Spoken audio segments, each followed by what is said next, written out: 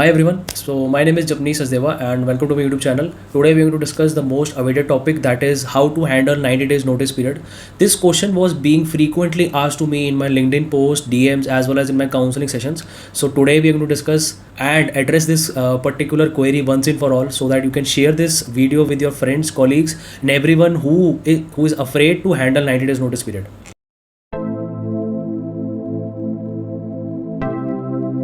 First and the most important question is why people don't get calls when they have a 90 days of notice period.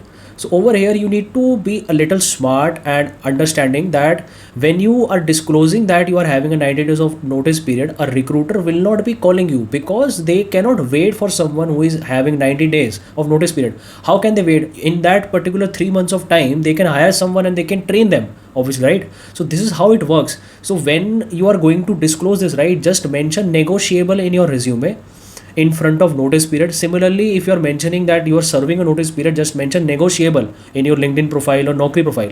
Don't mention exact days. So once you get a call, then you need to manage it. Okay, we are going to discuss how you need to manage it, but first thing is that you need to mention negotiable term in front of a notice period. Don't ever disclose exact number of days.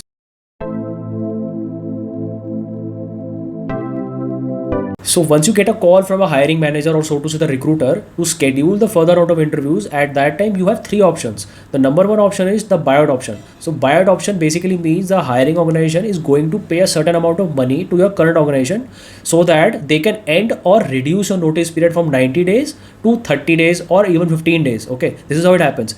But this particular buyout option should be present in your current organization, that your hiring manager is ready to relieve you. Okay, then only you can have this option implemented.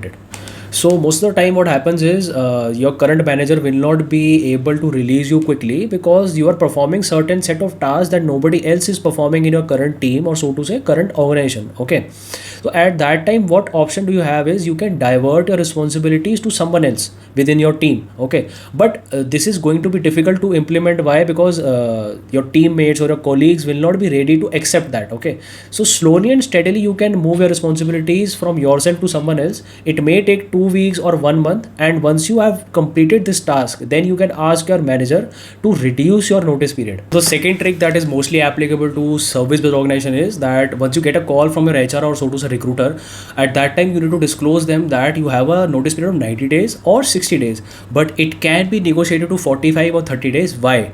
Because your project is going to end. So in service based organization, mostly what happens is you are switching from one project to another, and your project timeline might be for 6 months or 1 year. So you can directly tell them that you have a project but it is going to end in within next 30 days. So once that is completed, then you can ask your manager to get relieved.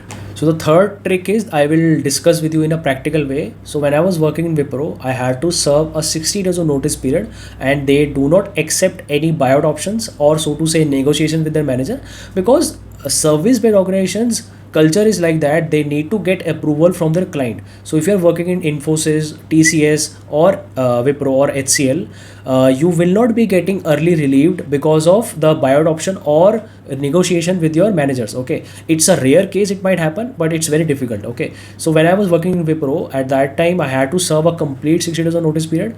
I tried those techniques but they didn't work, and I was not aware about the smartness of the negotiable term that I explained earlier, to keep that in your LinkedIn profile or in your resumes. I was not that smart at that time. So now obviously now we can discuss and we can disclose those things obviously to the people so that they can use it and they can get new jobs. So back to the story is like when I was working Wipro, I had to serve the complete notice period, and obviously when recruiters think or like listen to 60 days of notice period, they don't hire you. Okay, they will not call you back. Okay, obviously because I kept this 60 days of notice period headline in my Naukri profile, in my LinkedIn profile, in my resume as well. So obviously I was not getting any calls at that time. So what happened, like initial 30 days I didn't get any replies to my cold emailing. I didn't get any replies for the jobs that I was applying on my Naukri profile, through my LinkedIn profile. I didn't get any rewards. So once that period was completed, now only 30 days were left, I started getting replies. I started getting calls from recruiters. Now they were interested to hire me. Okay, this is how it works most of the time. But at that time in like 2022, the market condition was very good and there were lot of offers available. Lot of organizations were hiring QA automation engineers at that time. So the process of like getting hired was very easy.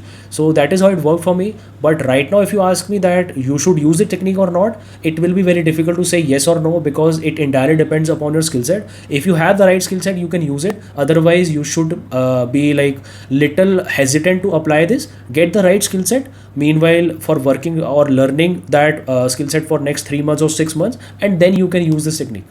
Also, for my latest switch that I made, I was able to negotiate my notice period from 60 days to 30 days, and I didn't resign without getting any offers. So the last trick and the most challenging trick that I don't want you guys to use, okay, so be aware about it. And it's a trick that you can use in your current organizations, but this comes with its own cons. And obviously, if you're going to use it, then be aware about it and be a little mature. Okay, so the trick is that you will be going to ask for long leaves from your manager or your HR manager. You will request for a leave of around 1 month, and once that leave is approved by disclosing some conditions of like personal emergency or medical condition, once you get that approval, then you, in the between that leave period, you will ask for another 2 months of leave. Obviously, no organization can grant you that long leave. Okay, so they will ask you to put your papers down, and they might even ask you to get relieved within next 15 days or 30 days. Okay, this is how it works. But this trick will be having its own cons. Okay, so be aware about it and don't blame someone else for your own decisions. So these were all the tricks that I want to discuss with you guys for handling 90 days of notice period. I have myself used most of the techniques from this, and also I have recommended these techniques for my colleagues as well as friends, and now they are able to get good jobs without even serving complete notice period of 60 days or 90 days. Okay, I haven't seen them till now. So most of the people are able to switch now, so you should be able to do it. So if you think the information provided in this video is useful for you and you want more such information, then surely consider subscribing. Also, if you want to schedule a one-on-one call with me, or you want to reach out to me on my LinkedIn, then the links will be present in the description section.